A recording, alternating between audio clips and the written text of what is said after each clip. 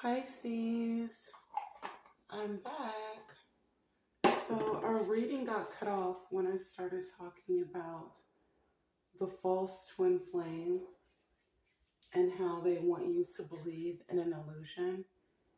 And I apologize for that. So this is going to be part 2. Okay, whenever you come across this message, you were meant to. So let's tap in and let's see. Angels and ancestors and the Most High God, what is it that you would like for your Pisces sons and daughters to be aware of as it relates to this false twin spirit messages for Pisces? What does Pisces need to know about this false twin? The false twin spirit, what does Pisces need to know? I know you lie. Watch part 1 if you haven't already. Sacrifice in reverse. You will not be their sacrifice, Pisces. You will not sacrifice your goals, your dreams, your vision, your mission, where you're going, who you're meant to meet, what you're meant to experience here.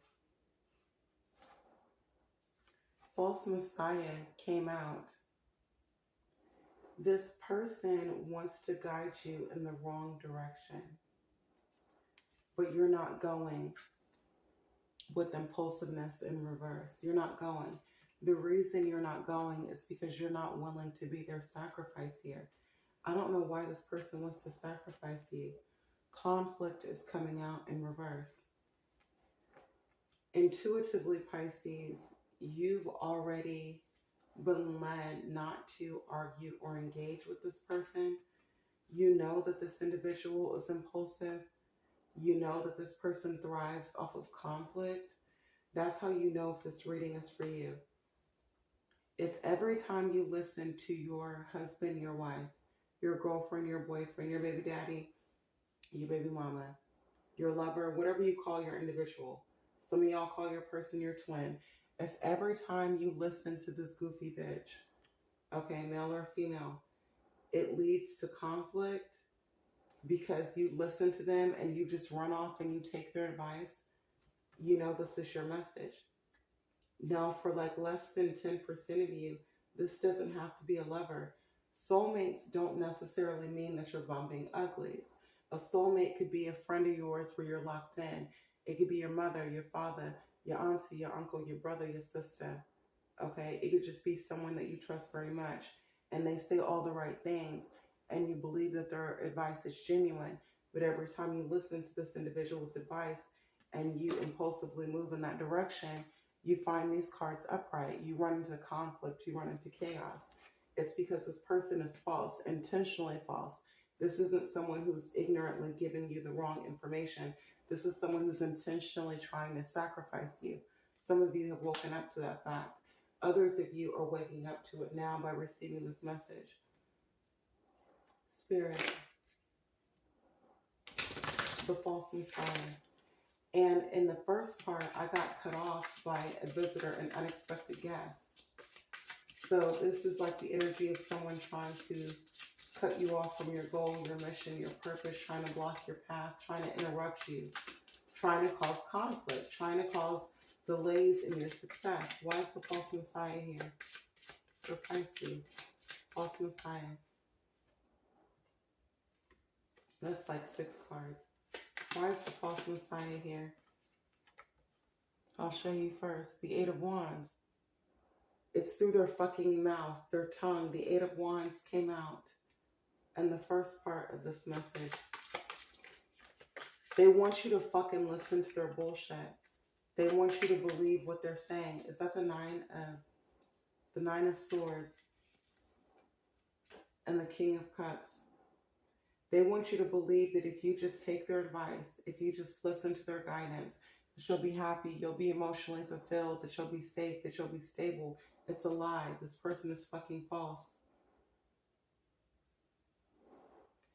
And I believe that you know, sister, brother, fish, merman, or merlady, that this person is a fucking lie. Because you're cheesing and grinning as this false Messiah is deceiving you.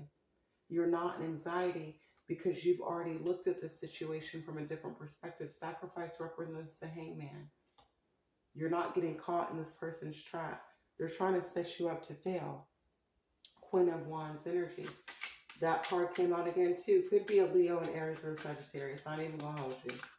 Could also be another Pisces, a Cancer, or a Scorpio. But regardless of your gender, that Queen of Wands energy is it represents being a master alchemist, a manifester, a manipulator of energies is a master manifester. And it's not the manipulation of other people's energies. That's what makes an individual negative. It's the manipulation of your own energies. When you manipulate your own energy, it's like when you're exhausted and you hear that alarm clock going off. And instead of listening to your body, you're like, bitch, I gotta get paid. I'm getting up anyway. That's a manifester. A manipulator of energy would be someone who sees and hears your alarm clock going off. They're laying next to you. They don't wake you up. They're manipulating your energy because they could have used their energy to wake you up so that you weren't late for work. They heard the alarm clock. They saw it going off. But they decided to stay silent. So when you're late, they've manipulated the outcome of your life. You get what I'm saying? Either way you see this person. That's a literal example for somebody. Comment below if that's you. King of Wands in reverse, baby. This is clarifying conflict in reverse. King of Wands in reverse, Leo, Aries, Sagittarius. Some of you are definitely dealing with a fire sign. This is the ruler, the poor leader that came out in the first card, because the King of Wands upright is a good leader. Someone that takes the team to the Super Bowl. Someone that takes the team to the playoff. The King of Wands in reverse is the energy of somebody who they'll bet against their own team in order to win in gambling. This is someone who will bet against people that lifted them up in a position of power because they received some type of financial payout here. This is a disloyal person. This is an angry person. This is someone that doesn't have their own power. This is someone that absorbs the power of others in order to win. Seven of Swords. What the fuck did I say? What the fuck I say, ho? What I say, ho? Seven of Swords. A false leader. This is a person who argues with you. This is someone that accuses you of stealing, lying, deceiving, manipulating, taking, attacking them. This is someone that shit stirs. And they shit stir because when you get angry and when you engage with the conflict, it allows them to play victim, and it allows them to run to other people and position themselves as a victim. And then other people say, oh, poor, fire sign, Leo, Aries, Sagittarius, or poor boss man, boss woman, or poor, they could be any sign, but I'm saying this is what this person does. Page of Wands. This came out in the previous reading. This is someone who slanders your name. Sun card. This person is getting exposed because you stopped engaging. You stopped being their sacrifice. You figured out their game. For some of you, this could be an adult child. This could be someone that you have a child with. This could be a parental figure. This could be someone that you tried to heal or show a lot of love towards. You could have looked at this person as a broken child. Either way, this person is getting exposed because this is the type of individual that gains popularity, love, and support by slandering you with the Page of Wands in reverse. Look at this shit. The Queen of Wands in reverse with the Six of Wands in reverse.